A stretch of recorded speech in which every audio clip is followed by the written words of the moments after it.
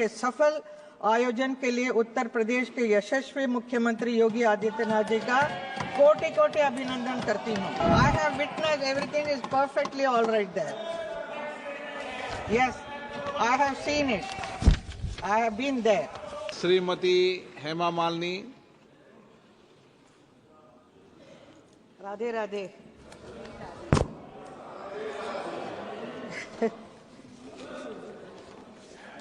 To 2005-06 के budget पर सदन में चर्चा हो रही है।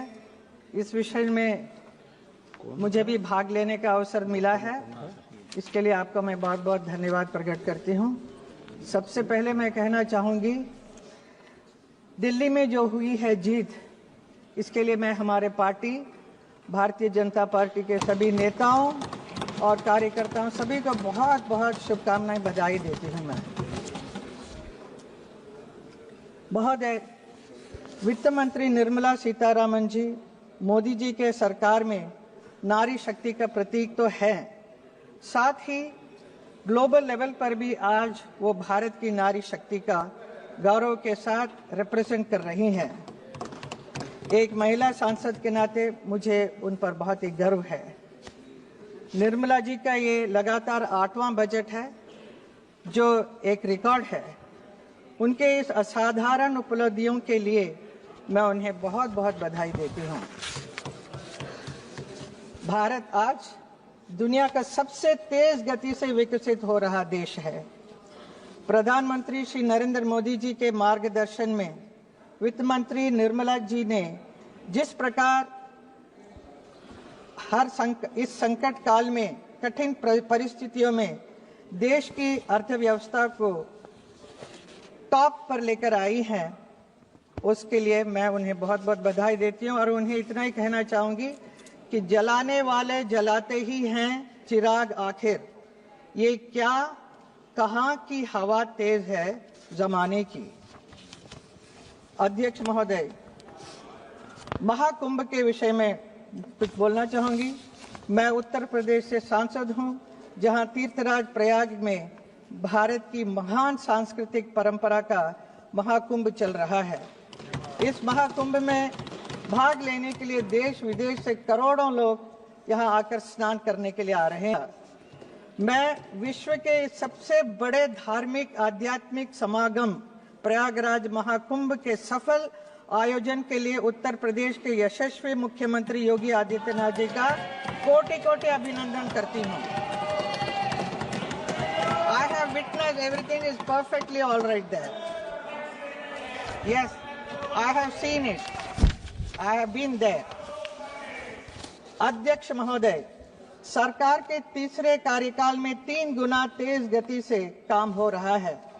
सौभाग्य से मथुरा के सांसद के रूप में मेरा भी ये तीसरा कार्यकाल है और मथुरा में भी 3 गुना तेज गति से जो काम हो रहा है, उसके लिए मैं मोदी जी और योगी जी को बहुत बहुत धन्यवाद करती हूँ, जो मुझे हर समय और योगी जी को बहुत बहुत धन्यवाद करती हूँ, जो मुझे हर समय सहयोग मिलता रहता है। आभार व्यक्त करती हूँ। अध्यक्ष महोदय, मोदी जी की सरकार में आज देश बड़े निर्णयों और नीतियों को असाधारण गति से लागू होते देख रहा है।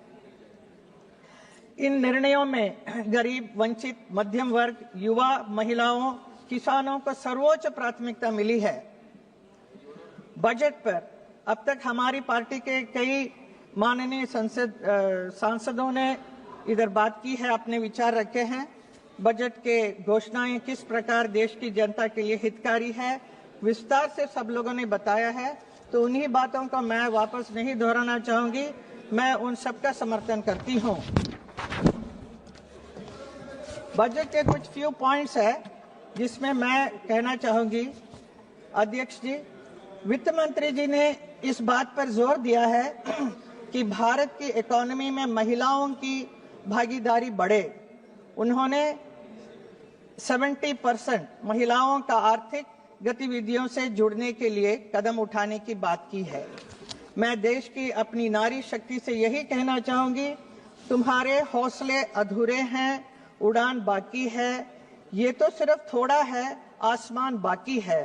नाम तेरा भी होगा काम तेरा भी होगा, अभी तो तुम्हारी पहचान बाकी है। एजुकेशन सेक्टर की बात करें तो अगले 5 वर्षों में सरकारी स्कूलों में 50,000 अटल टिंकरिंग लैब की स्थापना और भारत नेट परियोजना के अंतर्गत ग्रामीण क्षेत्रों में सभी सरकारी प्राथमिक स्कूलों में ब्रॉडबैंड कनेक्टिविटी बहुत अच्छा कदम है। हेल्थ सेक्टर में कैंसर की 36 मेडिसिन पूरी तरह से ड्यूटी फ्री कर दी गई है। अगले 3 वर्षों में सभी जिला अस्पतालों में ये डे केयर कैंसर सेंटर स्थापित करने की सुविधाएं प्रदान करने का निर्णय किया गया होगा। यूथ सेक्टर में बजट में देश के युवा के लिए स्टार्टअप के लिए लोन सीमा को 10 करोड़ रुपए से बढ़ाकर 20 करोड़ रुपया किया गया है। अध्यक्ष महोदय, टैक्स विषय में इस बजट में एक हिस्टोरिकल और पॉपुलर घोषणा की गई है, जिससे पूरे देश के मिडिल क्लास और सैलरी क्लास के बीच खुशी की लहर दौड़ रही है। इनकम टैक्स में अब तक के इतिहास की सबसे बड़ी छूट की घोषणा की गई है। इससे देश के मिडिल क्लास और सैलरी क्लास के बहुत राहत मिली है। इस निर्णय के लिए मैं माननीय प्रधानमंत्री श्री नरेंद्र मोदी जी और माननीय वित्त मंत्री श्रीमती निर्मला सीतारामन जी का देश के करोड़ों मिडिल क्लास और सैलरी क्लास लोगों की ओर से आभार व्यक्त करती हूं। This year budget reflects most sincerely the thought process of our Honorable Prime Minister Modi ji, whose singular aim is to give the Indian population an Amrit Kal for years to come. The wealth creators to the economy are also not looked down upon as filthy rich. Tax the rich and feed the poor slogan has been completely erased. महोदय, हम सबको गर्व होना चाहिए कि हमारे देश में पहली बार ऐतिहासिक world audio visual entertainment summit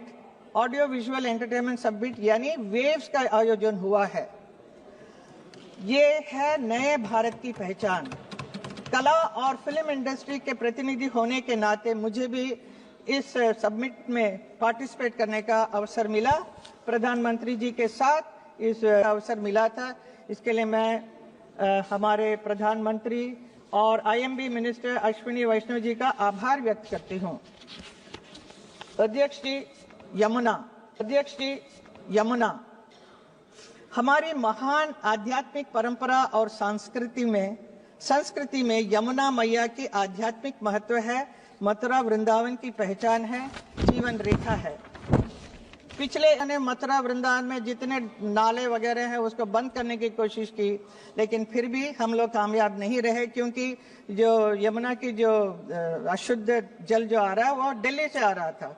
तो हम उस वक्त दूसरी पार्टी राज कर रहे थे, तो हम कुछ कर नहीं सके। तब हम सिर्फ हमारे ब्रजवासियों को इतना ही कहते रहे कि सब ठीक हो जाएगा, जल्द ठीक हो जाएगा। आज उम्मीद की किरणें आई है। 8 फरवरी को दिल्ली में भाजपा की जीत के बाद प्रधानमंत्री नरेंद्र मोदी जी ने कार्यकर्ताओं को संबोधित करते हुए भाषण का शुभारंभ भी यही किया कि जय यमुना मैया। उनसे की यमुना नदी को दिल्ली की पहचान बनाने की बात की। ये मोदी जी की गारंटी है, मतलब पूरी होने की गारंटी। मेरे संसदीय क्षेत्र में इसे लेकर बहुत ही खुश हैं लोग, इतने खुश हैं कि मैं बयान नहीं